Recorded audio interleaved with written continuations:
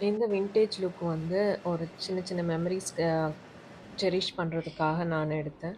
இதில பார்த்தீங்கன்னா, centre pleats வந்து நான் வித்தியாசமா எடுத்திருப்பேன். ஏன்னா, எங்க அப்பா சைட் பாட்டி வந்து அப்படிதான் எடுப்பாங்க. அத நான் பார்த்துருக்கேன். சரி நம்ம அப்படி ட்ரை பண்ணலான்றதுக்காக பண்ணேன். அதுவும் நல்லா தான் வந்துச்சு. அழகா அந்த ஃப்ளஃபி லுக்கோட.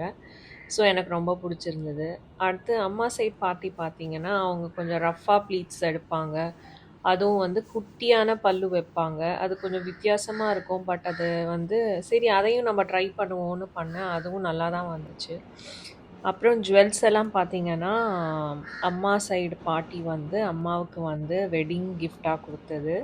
ஸோ, அத நான் இந்த வீடியோல யூஸ் பண்றதுக்காக அம்மாகிட்டேருந்து வாங்கியிருந்தேன். ஸோ, அம்மா வந்து அப்பப்ப அத மெயின்டெயின் பண்றதுனால, அதோட குவாலிட்டியும், அதோட பொலிவும் வந்து அப்படியே மெயின்டெயின் ஆயிட்டுருந்தது. இந்த மோதிரம் பார்த்தீங்கன்னா, என்னோட சைல்ட்ஹுட் டேஸ்ல எங்க பாட்டி வந்து என்ன காசு சேர்த்து வைக்கணுன்றத சொல்லிக் குடுத்ததுனால, அந்த சேர்த்து வச்சு வாங்குன மோதிரம் அது. அதனால அதுவும் எனக்கு ரொம்ப ஸ்பெஷலான மோதிரம். அப்புறம் பார்த்தீங்கன்னா, அந்த கீ செயின் இப்ல மாட்ற கீ செயின் வந்து, அம்மா வந்து எனக்கு வெட்டிங் ஆனிவர்சரிக்கு கிஃப்ட் பண்ணது. அது அவங்களோட வெட்டிங்க்கு பாட்டி வந்து அவங்களுக்கு கிஃப்ட் பண்ணது. ஸோ இது மாரி குட்டி, குட்டி மெமரீஸ வந்து நானு செரிஷ் பண்ணணும்னு ஆசைப்பட்டேன்.